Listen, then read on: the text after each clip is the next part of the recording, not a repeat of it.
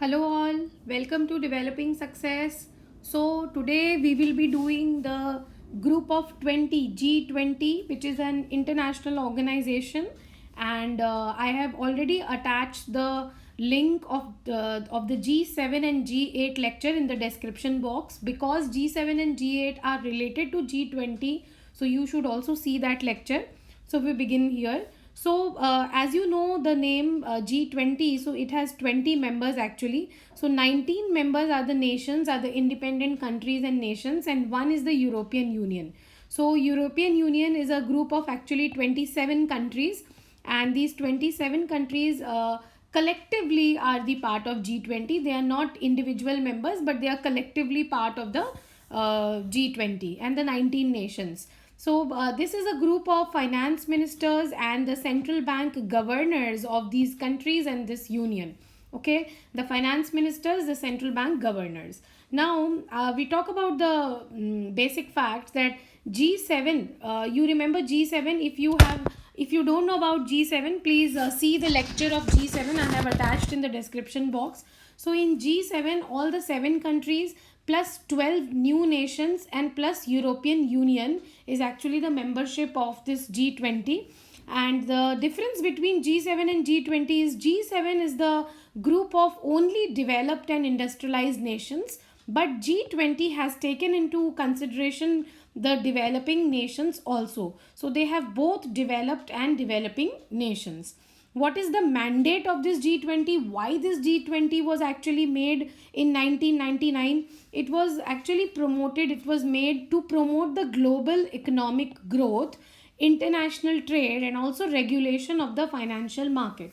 Let me tell you, all these three functions, all these three mandates were also the mandate of G7. Okay, so why there was a need to make a new G20 with the same mandate? Okay, so here the question comes, same were the mandate of G7 and G8, like international trade and financial regulation and promotion of the economic development. So what was the need to form G20? G20 was actually the initiative of USA, the Canadian finance minister, France, and also Germany.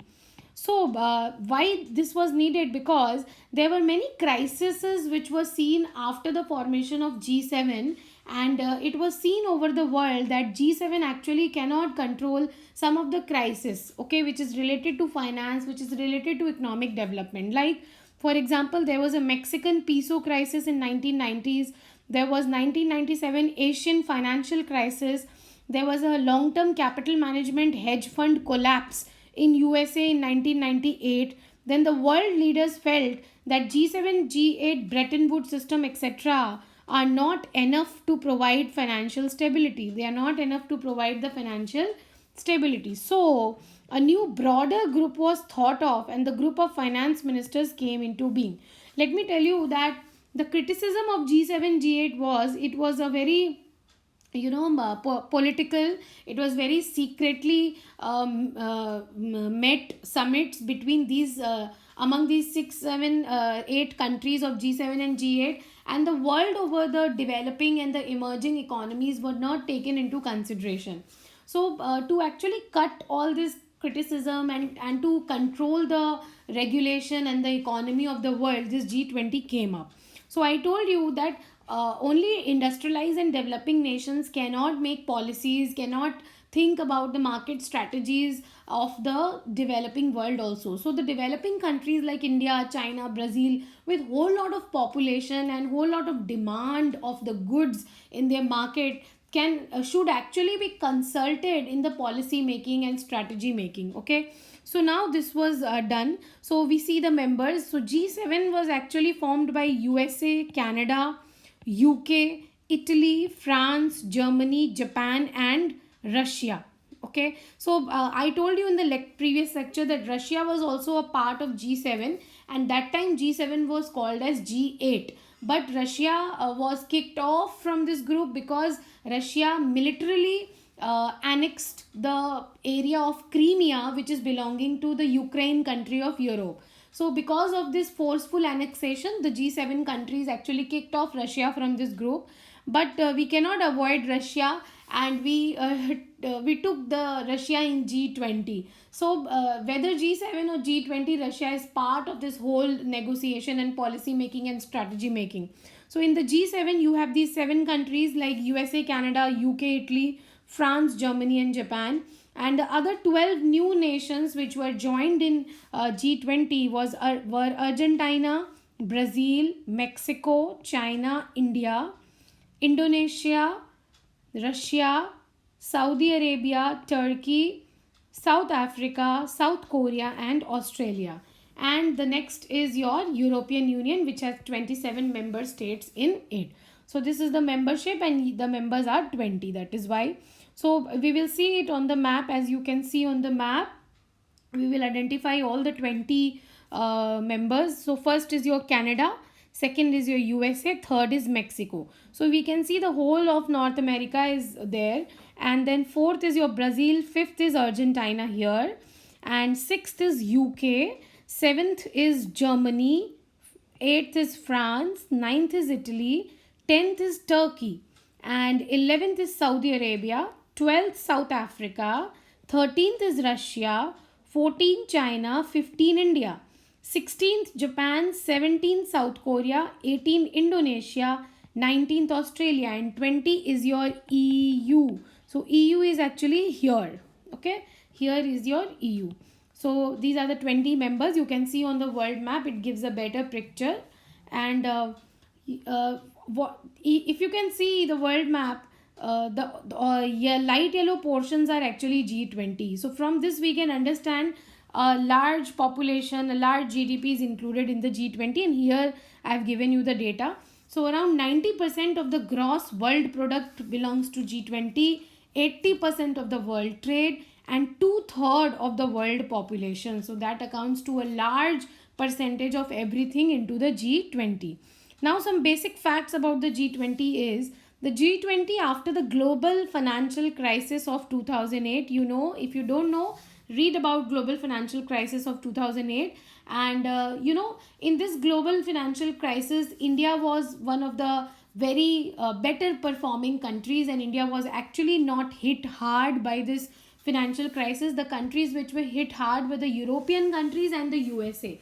Okay, so the developed country, the developed world was hit hard, but India saved itself through its policy making, through the taxation structure, through the duty structure, and we were not actually hit hard by this global financial crisis.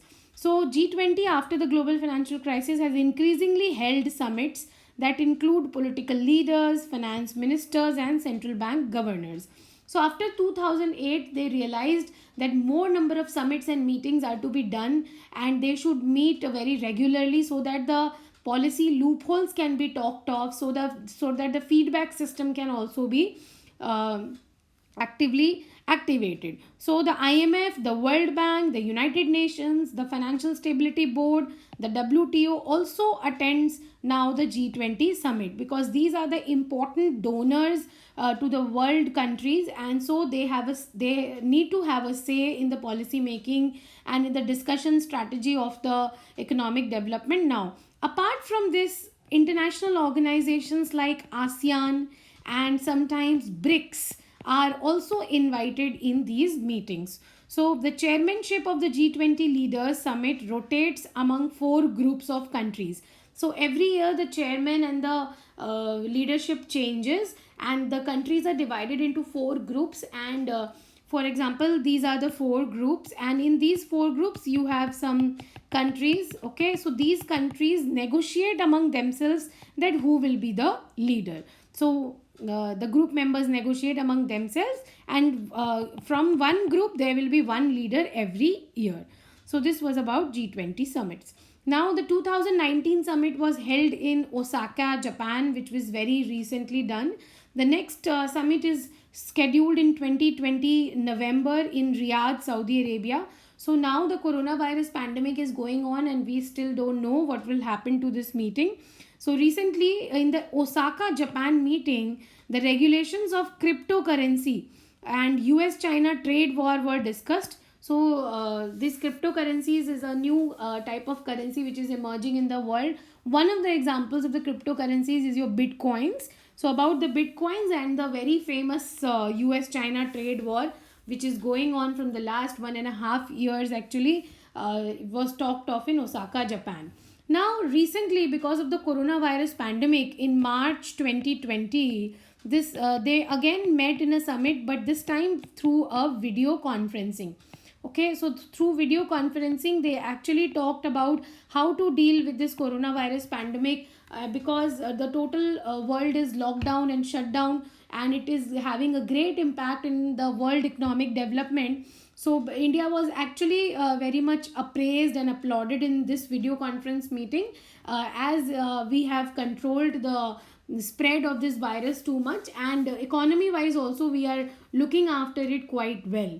So this was only a small video conferencing meeting between the G20 countries in March 2020, and it need to be discussed because they have decided to meet in every topic, actually in every issue which is harming or which is affecting the world economy, and the regulations and the policy and strategy building. Okay, so this was all about G20. I again recommend you to watch the G7 lecture. I have given the link in the description box. If you watch the G7 lecture, you will have a clear understanding and the differentiation between G7, G8 and G20, which are almost same, and it is a problematic area for students to understand. So this was a very, very basic lecture.